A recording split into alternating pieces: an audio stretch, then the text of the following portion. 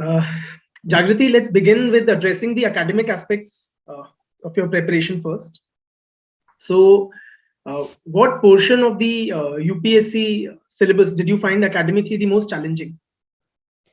Sir, to me, ethics portion was a bit challenging. Hmm. Uh, Maybe because it requires a different approach. It's not just about reading, but understanding and then proper presentation. So GS4 was to me challenging, and after that, my optional sociology, because it was a total change from my technical background to a humanities subject. Yes, right. And fine. For your GS preparation, did you have like an integrated approach for the prelims and mains, or did you segregate the two at any point of time in your preparation? So when I began my full-time preparation in July 2019 after leaving my job. So around till February, earlier exams were scheduled in June, I mean May 31st. So I read prelims and mains together. I would read a topic and I would not segregate it into mains specific or prelims specific, just read it holistically, go through previous year questions of that topic, be it prelims or mains. And even I would write a few questions of mains that have already come into exams to get an idea of my own preparation and also to practice answer writing, to learn answer writing from there. And this continued until I finished my syllabus. And then 3 months prior to prelims specific revision and mock test. And then between pre and mains, only it was mains specific. Okay. And when you say you focused exclusively on prelims for a few months before the prelims exam, how many mocks you would have undertaken? Sir, in my case, since the prelims were postponed from May to October, Yes. many new test papers just kept coming up. So I attempted around 50 full length mock tests, maybe 50, 55 something, because I was doing it for a longer time. But if now somebody asks me or an aspirant would ask me, I would say 30 to 35 full length mock tests given over a span of 2.5 to 3 months, so that there's sufficient time to analyze them, to work on mistakes, and to just see where one goes wrong. I think that would suffice. And when you say full length, do you mean the full time duration or also the full syllabus?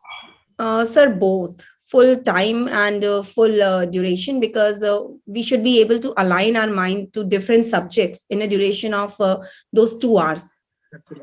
And for sectional, whenever I read a topic, I would do previous year questions.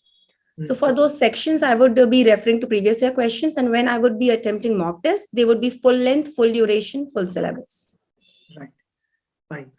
Coming to answer writing for GS meals, how much practice did you get for that? Did you take up any test series, and how useful was it? Sir, when I started my preparation, Ji. I always advise people that, I mean, the aspirants, that first learn to write and then practice to write. So initially, when I was reading topics, I learned answer writing through previous year mains questions. I would write a question, I would read a topic, write a question, then I would self-analyze if I could have written it in any way better than what I've written now. Any correction, any diagram, a flow chart, anything value addition that I can do.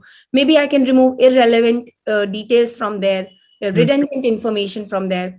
So this way, I would make 2, 3 iterations to give my best attempt over a period of around a month and a half. And I would daily, 1 or 2 questions I would write daily, whatever topic I would read. I started writing my best attempt in a single go because I had learned the structure.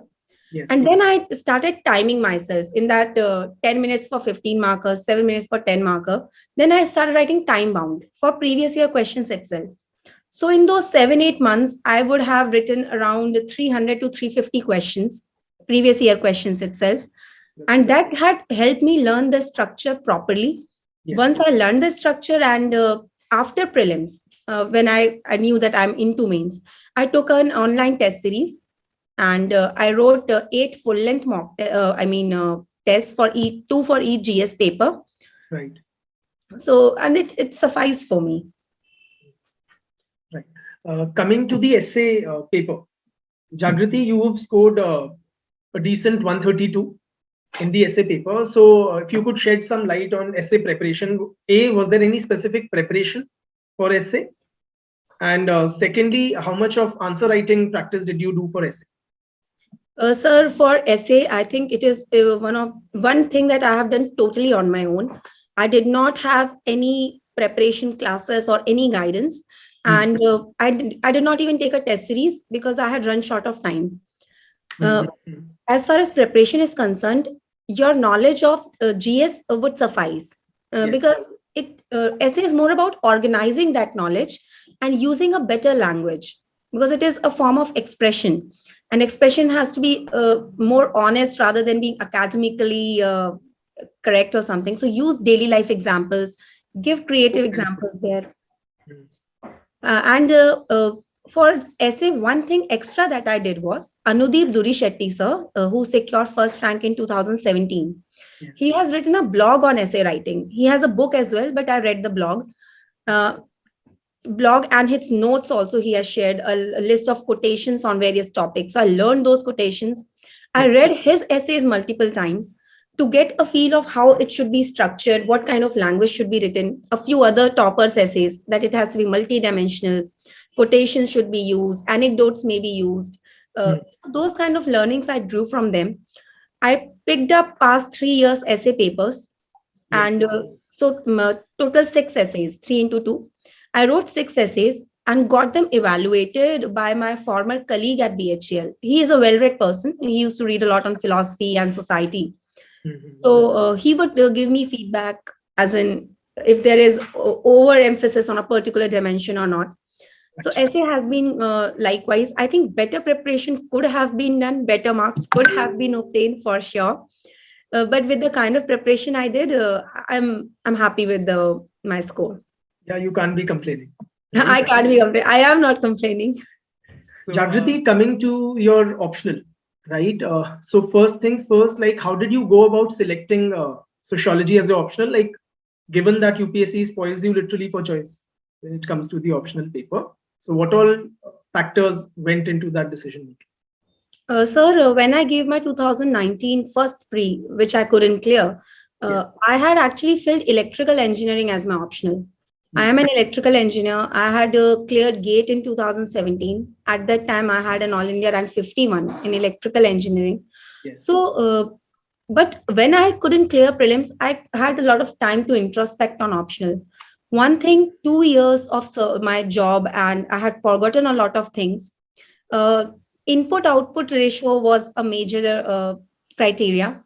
So when I decided, few criteria were interest, whether I can read the subject, whether I can write about it, whether I'll be able to express my own opinion on that. Then syllabus, obviously, that it shouldn't be too elaborate, that it cannot be finished in a matter of 3 to 4 months, or even for that matter, 5 months or something like that. The cost benefit analysis, kind of effort I'll have to put and kind of benefit it will be giving me. Overlap with GS portions, whether it will be able to help me in GS or not. And skills required for the optional. For sociology, I think everything is fine. One skill would be a writing skill. One needs to have decent writing skills because content has to be arranged properly. So when I went through these factors, sociology is interesting. It is very generic. Women, religion, poverty, everything around us is the syllabus. Absolutely. And then syllabus is comprehensive. It is not too elaborate that one needs to put in too many efforts. Easy to understand. GS paper, one topic of essay, patriarchy, is totally a topic of sociology. And then social dimensions, one needs to write in almost, all answers, even if you are writing an impact. So social impact would be one. And women related topics. So these kind of overlap were there. And then I zeroed in on sociology. Okay. Thanks, Jagrati. Beta. Now coming to answer writing in sociology. So I want you to share like what was your approach to answer writing and how much of answer writing practice you got and how important is that, right? And from what I recall, right, regarding your answer sheets is that that you typically would give a definition in the introduction as far as possible, right? And then that you mostly wrote in points form, Yeah. Yes, sir. And in the conclusion, you would try to give kind of a balanced view rather than taking any of the extreme positions, right? And you would typically pepper your answer with various scholarly views. And if those are not handy, then you would possibly use some perspectives, right? The Marxist perspective, the feminist, and the functional, right? So these are some of the things that I recall from your answer writing this thing. Now, if you could share at greater length, how should one approach answer writing in sociology? Sir, answer writing, one thing, it's very, very important because answer writing, here, there are no direct questions as to just learn and write. Some questions require application. So answer writing is very important. One, working on feedback is important, especially those who do not have any background with humanities subject or with sociology per se. So feedback will be important. As far as answer writing is concerned, what I did was whenever I would read a topic, I would go through the previous year questions. As I said, at least 6 years one should do. I would write the question, answer myself, compare it with some solved question, and would try to give my best attempt. As I mentioned for GS, same thing I did here, so that I learned to structure my answers better. One thing is try to include, as sir you also said, that thinkers, thinkers in favor, thinkers in against. I would always read a question as what, not as what do you think, what do sociologists think. So I would always say, I'm not a sociologist. Let me think what they have said. So I would always try to bring their perspectives into the answer, mention names. I think six thinkers that are a part of syllabus, they are directly mentioned. And in paper two also, there are three more thinkers. Paper one thinkers can be utilized in paper two thinkers as well. So that mapping can be done. As many thinkers are mentioned, I think it improves the quality of answer. And if the answer is critically examined, more focus should be on the criticism part. Uh, Try to bring that balance. Understanding the keyword, discuss, analyze, critically examine. Answer cannot be same for all sort of keywords. So that approach is also to be learned. And once I learned to structure my answers, once I had written these topic-wise answers, between prelims and mains, I took a proper test series, and there were total 10 tests in it, if I recall. Three for paper one, three for paper two, section wise, and then two full length for each. So if one has learnt enough in the course of preparation, practice can be done, and then working on feedback, whatever one gets. And introduction, yes. Now I would like to talk about the format of my answer writing. In sociology, introductions can be best suited introduction that I preferred were sociological definitions. And as far as possible, I would also give the name of the person. If I'm defining religion, then according to Durkheim, religion is this. Yes. If I'm defining a church or something like that, then according to Weber, church is this. Or marriage, then Malinowski says marriage is something like this. These kind of definitions, I think they work well with sociology. If a question is very much GS-like, that sociological definitions are not possible, then one can give some data set. Data set also works fine. If it is about malnutrition, if it is about urbanization, we can also give data set. The quality of data should be good. The sources, it is good to also give the source of data. I would always do that, because if I know something, how do I know it? Be it from census or from economic survey or United Nations reports, ministries reports, if one has. So these data set I had prepared for GS answer writing, which also came handy for sociology. So I would introduce with data. In GS like answers, it is not always possible to recollect the name of the thinkers because we do not read for every topic, we do not read thinkers. Yes. So there, use perspective, Marxist perspective, functionalist perspective, and all this we have learned in paper one itself, feminist perspective, or Merton's neo-functionalist perspective, that latent manifest thing. So all these kind of things, just a little smartness, a little application, and sociology is doable.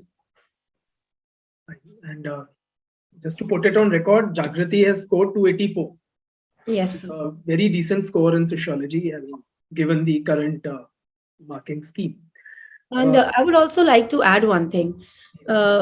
Sociology gave me enough time to focus on my GS. As we were discussing the answer, the mark sheets, one would see a kind of balance. I do not have a very phenomenally high score in any paper or a very low score in any paper. So all GS 1, 2, 3, 4 optional essay, there is a sort of balance. So that also, and cumulatively, sociology would have helped me gain more marks in GS as well. So I'm happy with 284, totally content. Jagrati, how does one remember so many sociologists' names and not get confused that इसने religion पे बोला था और इन्होंने family पे बोला था, right? Because that apart from the 6 main ones, right? You do have like specific on secularization or sect and church and this and that. So that's a very practical difficulty a lot of people face. How did you tackle that, Beta? So one thing is, we do not need to learn all big and small famous and not famous sociologists totally. 5 to 6 thinkers on each topic would suffice. So what I did was, as I said, I would always maintain organized notes. So I had small bits of those, what one calls them, book tags, those icons.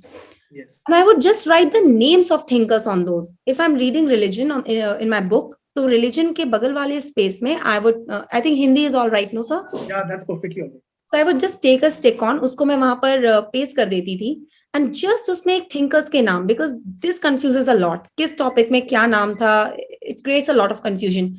And I would, whenever I would read, I would like to I would just recall. Only names of thinkers would be there. If a religion, okay, this person said this person said this. I would not write it completely, but if you read those names frequently, try to recall them frequently, it registers in your mind. So revision is the key. And आप ये कर सकते हैं, for every topic, just write the names of thinkers that have appeared in the topic on a stick-on notes, and then try recollecting किसने क्या बोला था in 1-2 lines just in your head. That way one can remember कि इस topic में this was the thinker in this. It helped me. I did this. Very practical kind of an advice there. Coming to your interview experience, so how would you describe that? Was it an exercise in intimidation? Or I know actually because you told me your interview went very well, and yeah, that it took longer than usual, I think 40-45 minutes. Yes, I think one thing is that it is not at all intimidating. Yes. The board members are very cordial. They are very knowledgeable. Perhaps when we sit in their, that aura of their knowledge and their experience, it radiates in the room itself, I would say. And they are very, very polite. And it is more like a discussion. They try their best to make us comfortable there. Yes. And I was the first one to go in the afternoon. So there were also refreshment and tea thing going on post lunch. So it stretched a bit because of that. And I had Bhosle sir's board, and sir introduces us to the entire process of interview as well. So it was nice. And if you would, you must be knowing, I also have a habit of giving longer answers. I was told to correct on that. A bit I did, a bit I couldn't. So somehow my long answers were there, and it was just a free-flowing discussion. Yes. So yes, it took around 40-45 minutes. Even I didn't know it, but the person who had to go after me, he told me about my time. So it is very free-flowing. One doesn't need to go with any preconceived notions. Just go with your knowledge frame, proper expression of your answers. Yes. And it also extend for a longer duration. I think 193 is decent. I'm happy. If I have to advise other aspirants, it could have been improved. Definitely people have got more marks. So there is a scope of improvement. And that improvement lies in better structuring the answers and being crisp and a little short. Not to restrict the scope, but to present in a more formal format, in a more crisp format. Yes, absolutely. Jagrati, beta, now please share with the students, like how does one make notes, right? Did you make like handwritten notes for at least the main portions, history, geography, polity, eco, or did you underline in books and multiple reiterations at underlining? A lot of people do that. Did you make digital notes? How was it? Or what would you advise? I tried making digital notes and it did not work for me. So I stopped doing that in the initial stages itself. So if something doesn't work for you, please discontinue. Just because somebody else is doing it doesn't mean we have to do it as well. Then note making. I did not make notes for most portions, especially for prelims specific. My entire focus was on reading. So I would pick for example, for modern history, I picked a spectrum book, read it, and as sir, you said that multiple iterations of underlining. Yes, my first reading was without a pen or a pencil, just understanding. Whatever I was reading, I would make into a story of it's a concept. I would understand the concept. In the second reading, I would underline with a pencil. In the third reading, I would underline with a pen. And after that, I would take a break of around, say, 3 to 4 days, come back to it, and then highlight it using a highlighter. Because we tend to retain a few things and forget a few things. Uh, First reading, everything seems important. However, after a few readings, we tend to realize that this is the portion where one needs to focus. This is something that I remember anyhow. And after that, I would multiple times I would revise the highlighted portion. Notes I did not make. If I found any extra information through test series or through any other resource, I would take a loose page, a blank page, put it in my book, and write my information there, just near the topic where it is given in the book, so that everything was at one place. Kept on revising it, reading it multiple times. For prelims, my note making was, I think, in the last 3 months. I just took a few pages and wrote down what points I was forgetting. If there was a particular article that I would forget in polity, then I would just register it in my notes. And so it was very, very concise, only topics that I was forgetting, and I would need to revise it over and over. For mapping portion, I have made my notes. I did mapping state-wise. India, I took a map where only few states would be given, would draw all the features with our own hands, which state is the river passing from, which national park is there. And so note making was very, very restricted as far as prelims is concerned, more focus on reading, revising. When I cleared prelims and I had to appear for mains, this is the stage where I did most of my note making, and it was very exam specific. I would take just as this sheet of paper, whatever, since I had read all my previous year questions, so I had an idea about the pattern of question that UPSC asks. Yes. So any topic I would read, which is say disinvestment. So disinvestment, what is it? What is the background?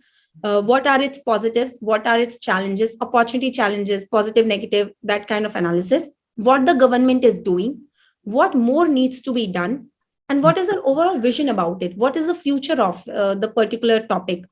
So I think in mains, the question revolves around these things. Pro, cons, what is being done, what more needs to be done, and way ahead or something likewise. So these kind of notes I had prepared, very synoptic notes, only keyword approach, because two things. One, we cannot remember everything, and we cannot write everything. There is constraint of time and also of space. Yes. So I can read as much as I want, but I won't be able to write it in the exam. So just keyword. If this disinvestment and I remember the word valuation, I'll write it. The challenge is proper valuation, and then I would recollect that a proper asset evaluation company maybe. So something likewise. So these kind of notes I had made. If one makes notes in the initial stages, I think we think everything is important. So the notes become very, very bulky. So true. So I made it them in a very refined manner. This was my strategy for note making. However, I would just mention that if for some people other ways are working, some toppers tend to make notes for each and every portion. Do that. Just find what suits you. This is what suits me. So I did this approach. बेटा आप ये बताइए कि how do you remember and retain so much information across subjects and with a fair amount of depth, not very in depth, but a fair amount of depth, and across subjects, across topics. You're coming across like so many people from an engineering background like you, right? They are coming across humanities subjects literally for the first time since after, say, their 10th. So how do you deal with that challenge? Sir, the answer to this is revision. When I started preparation and I heard a few topper strategies, and they would say they revise for 8 to 10 times. And I used to think, how is it even possible to do that? But actually, 8 to 10 times of revision, it helps retain a lot of stuff, right? Rather, most of the stuff. But revision, one has to understand that successive stages of revision the time taken should reduce. The amount to be, the quantity that has to be revised should also reduce. It is not about reading a book multiple times. And then keywords, as I said, for mains particularly, remember keywords. Data set. Even I struggle with data sets, how to remember them for answer writing. Yes. So I took a sheet of paper, I wrote women on it, and for all topics, and just wrote whatever information I came through, the source. If it is economic survey, and in 1 or 2 lines, what did it say? If it is gender gap report, then just 1 or 2 lines. International Labor Organization, anything for that matter, World Bank, just 1 or 2 lines. Keep revising it multiple times. Keep using them in your answers while you're giving mock tests. And then 8 to 10 times, if one has read, automatically it gets registered in your memory. I think we should not underestimate the power of our memory if we revise it properly. And one small tip that I can share, I just forgot. When I was young, my parents used to tell me, my teachers used to tell me, "Likh karke padhiye." Just write if you are reading. So it's not about making notes. If I'm reading in history anything, say I'm reading a Battle of Plaza or something. So if I'm reading, I'll just read Battle of Plaza 1757 or whatever key learnings in a very very rough, very crude manner, and just throw those paper away. They are not for revising. Even your muscles have a memory. It helps engagement. Initially, I had issues concentrating for longer times, especially in these humanities subjects like history, which require a lot of reading. So I did it. I would I would just read the book, then think about it. What were the main points? Write it in my own words in a very, very rough manner. So this trick helped me. If somebody feels that concentration is an issue, they can try this. Great. जागृति बेटा, अब ये बताइए कि what would be the 3 key tips for success in this exam that you would give to another aspirant? First is learning the demands of this exam, which can be understood through previous year questions and syllabus. See the syllabus, and from each topic, what kind of questions have been asked. Go through them. They'll give you a fair idea where to focus upon. Second would be to manage one's temptations to read everything. Restrict your book list or your reading list. Revise multiple times. And third would be to work on your shortcomings. If you're getting less marks in test series or anywhere, it just shows that maybe a little more preparation is needed. So identify your weak areas and work on them. Sure, sir. So, okay, now if you could help bust some common myths about the UPSC exam. Yes. First myth, when I left my job, I was being told, be ready, 4-5 years ka project aapne le liya hai apne haath mein. Don't believe in that. Some people tend to say, no, you must have studied beforehand or something. But those who know me well enough, they know July 2019, I left my job. 1 year of dedicated preparation, definitely postponed thing was there, but 1 year dedicated preparation, and you can do this. The exam is very much doable. Other people are doing it, then why can't we, or why can't anybody else? One thing. Second, dedication is needed. That is true. But not 14 hours of study for every day. That is humanly not possible. One needs to be in a proper frame of mind. So 8 to 10 hours, if you are preparing full time, 8 to 10 hours of study is needed, at least for an year. For an year of preparation, then an year of exam cycle itself. Yes. So 8 to 10 hours is a good number of hours. Don't run behind those 14 or 16 hours of targets. A healthy sleep, healthy body cycle. Third is complete isolation. Isolation, definitely, because otherwise your mind would be engaged in so many things. Social obligation, big social circle. These things are not required. Yes. But then a healthy circle of friends who support you, your parents, or anybody who is there to stand by you when you feel bogged down. Those people will help you through. So don't be completely isolated, locked in a room. Interact with people, be open about things. And then one thing is, Another myth that I came across frequently was to start answer writing from day one. Especially the initiatives online that they just keep going. They are free of cost. They are noble in their intention. But for an aspirant who is just beginning, when if we do not have enough knowledge, what good an answer writing would bring to us? So please learn and do previous year questions. People say one myth is questions do not repeat. I think questions do repeat. Topics do. For at least topics repeat, and Yes. pattern does. So don't believe in anything. Just go through previous year questions. It will benefit you. And one myth, big myth, only people from fancy colleges or fancy academic background are meant for the exam. No, this is an exam which has level playing field. All Yes. of us stand equal chances of being selected. Gee. I think maybe people from fancy academic background, because they have a habit of working hard, they plan their studies better, and all of us can learn that. This is nothing specific to a particular college. Absolutely. So definitely, wherever we come from, whatever our medium, whatever our language, whatever our family background, academic background, we all have equal chance at this exam. Yes. I do not have a civil servant in my entire family. So I'm the first one, and many other first ones are waiting to be in the list, I'm sure. Yes. So these are a few myths that I came across, and don't believe in them. Right. Very well articulated, Jagrati beta. Jagrati, you did not clear the prelims in the first attempt, right? And in the second attempt, you've got All India rank 2. Apart from the fact that your second attempt was with the, you had less time to prepare for the prelims, and you were also in your job that time. Yes. Yes. Apart from this fact, like anything, any glaring mistakes you made or any changes in approach that you think would have helped you, which made all this difference? Sir, yes. In my first attempt, even while I was reading, I had no idea about syllabus. I just picked up the book and started reading. And I did not have any idea about previous year questions, no mock test, improper revision, just randomly revising facts. So the outcome was that during the exam itself, I could understand the question. And even that, okay, the question is from that topic that I read, but couldn't recollect any information. So that disorderliness, that chaotic preparation was one mistake that I learned a lot from it.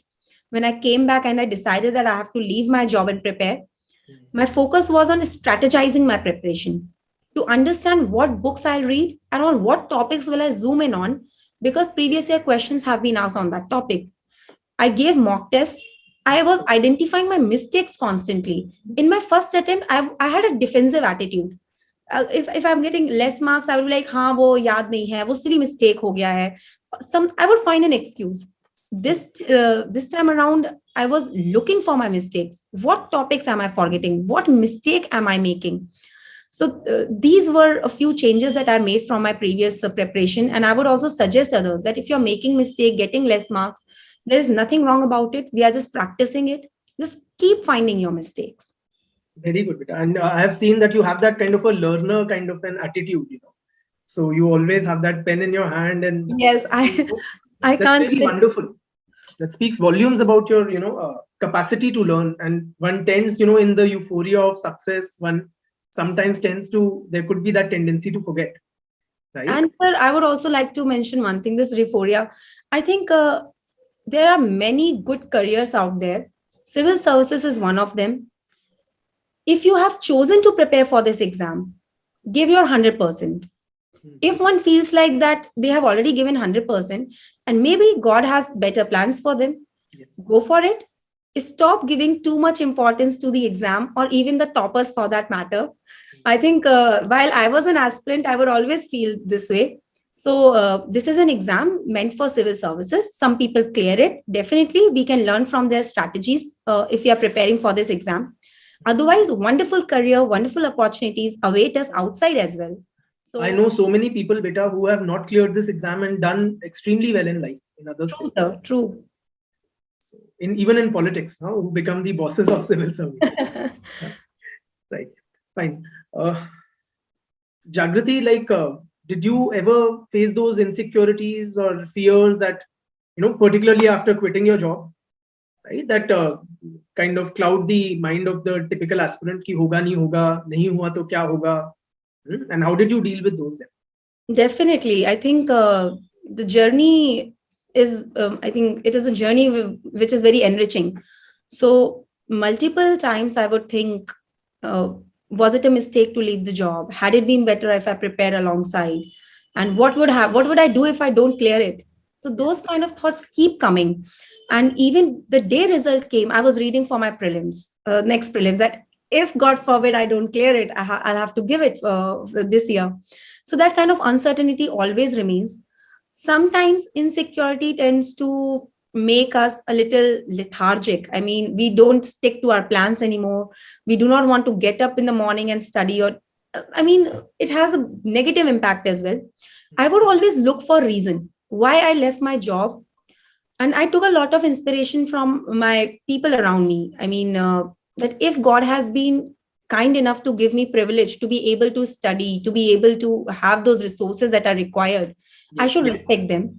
yes, So yes. I would always find my reason, and whenever I would not feel like studying, I would think, I've left my job. My Hmm. parents are also sacrificing a lot because of me. Ji, ji. So just I had to study. It's all about fighting those negative tendencies and just ride over them.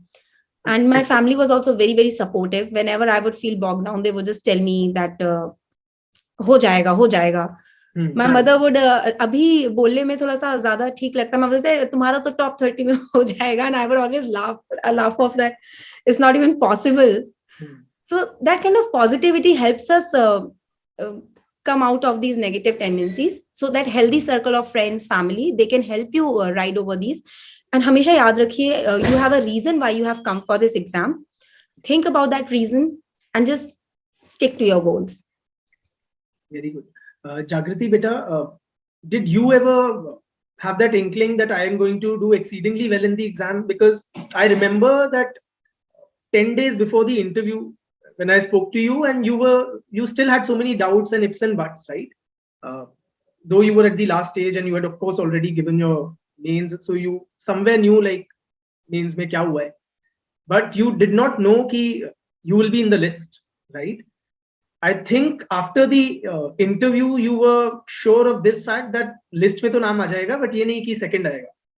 How would you? When did you figure out, or was it only after the announcement of the result? Sir, when I gave my mains, I knew one thing, that I had given the best that I could. So there was a sense of satisfaction that I even did a small analysis that if I had to give this mains paper again, the same mains paper, how much more marks, how many more marks could have I got? And the answer came out to only 20, 25 marks. And every candidate has that kind of, I think, situation. Everybody, if given a second chance, would get better marks. So one thing was that I had given a fair attempt for my mains. But still, UPSC, we do not know until the final thing is out. So even before interview, the one thought I had was, even if I have got less marks in mains, interview might be able to compensate that. So when I had a conversation with you, I was asking a lot of why sociology, why civil services, why did I leave my job? Even 10 days before the interview, I was struggling with those basic things. After interview, I thought my mains was fair. My interview went well enough. Now at least name should be there in the list. Rank, no idea at all. I think I was just telling my friend that even if I get in top 300 or something, I'll be very, very happy. Yes. So rank is a matter of, I think, also luck factor is there. I guess it is there in this particular exam. Uh, all people are equally deserving who finally qualify it, a few marks here and there. So second rank is a matter of, I'll say, God's grace. It has been a wonderful surprise to me as well. But I did not hesitate in giving my 100% either. I gave my 100%, be it mains or interview. And Jagrati, the rank you have secured now, this will be with you throughout life, throughout your career as a bureaucrat, because till you reach the secretary level, it plays a role in your career progression. Jagrati, what are the biggest hurdles that you faced during the journey? Like, one could be those mental challenges or demons one has to fight. so first is self-belief. before leaving the job, there was a lot of elaborate discussion going on whether I should or I shouldn't. Is the exam meant for me or not? And then I decided, so that was a hurdle because it's not easy for a middle class person to leave a job in my own hometown. Yes. So definitely, one was self belief. That one moment of self belief, that leap of faith that one calls it. Yes, I can do it, and I will do it. Ji. So I just thought of whatever it takes, I'll give. And I couldn't find any reason that why should I not be selected. So that self belief, uh, never create any kind of self doubt, no matter where we stand. Just have faith in yourself. Second hurdle was book list. So much temptation to read everything under the sun. If one topper said book A and another topper said book B, I would be like, I read both A and B. Otherwise, fear of missing out. Yes, that fear of missing out was there. Yes. So this acts as a hurdle. You can read as much as you want, but how much will you revise? How much will you recall in the exam and then reproduce actually? Yes. So restricting the book list, I think finally when I made a list and I told myself, that's it, I'm not going to add anything into it, let it be. So one has to fight that temptation as well. One hurdle then is looking around and then comparing yourself. I had a few people around me who they said we clear prelims in first attempt, mains ruk gaya, and then otherwise they clear mains or maybe interview couldn't happen. So then it creates self-doubt sometimes. What if this happens? What if that happens? This acts as a hurdle. So just I would fight off these hurdles with the spirit of giving my 100%, be it pre, be it mains. This whatever I can do, I'll do. So that kind of approach, and everybody has their own journey. They have their own share of experiences. So we cannot compare two people. So don't compare yourself with anybody. Have your own journey, your own strategy, your own planning. There are many paths to success. Choose your own. I'll say that. Jagrati, what was your daily routine, beta? Sir, my daily routine, I had planned for 9 hours study schedule, three hours each. 3 hours because mostly the exams and mains particularly, they are of 3 hours duration. So we get into a habit of sitting for 3 hours. हाँ, concentrate करने की आदत हो जाती है. So 3 hours for current affair, 3 hours for GS, 3 hours for optional. Once optional gets over, those 3 hours also get into GS. So 8 to 10 hours of study every day. Sometimes 9 would become 8, sometimes 9 would become 10. So 3 hours in the morning and then lunch and everything. Then again 3 hours, then a little high tea or snacks, something. And then again 3 hours. And then dinner and sleeping. Jagrati, ये बताओ बेटा कि आपका what was your driving force, or the motivation that kept you, at it and so dedicatedly and so sincerely? Sir, there were two forms of motivation. One was positive motivation, which is pull. Having worked worked as an engineer, I thought I won't be able to realize my full potential here because my interest is more into social sectors. I was more interested in interacting with the women labor who would come there rather than interacting with vendors or technical people there. So be it women labor, be it contractual labor, or children who came for apprentice, I would ask them, how is your training going? Do you get to learn anything? Do you get job after this? So I thought maybe this is a service where this will become my life.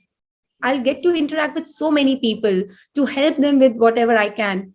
So this was a one pull factor. One was push, which was leaving the job.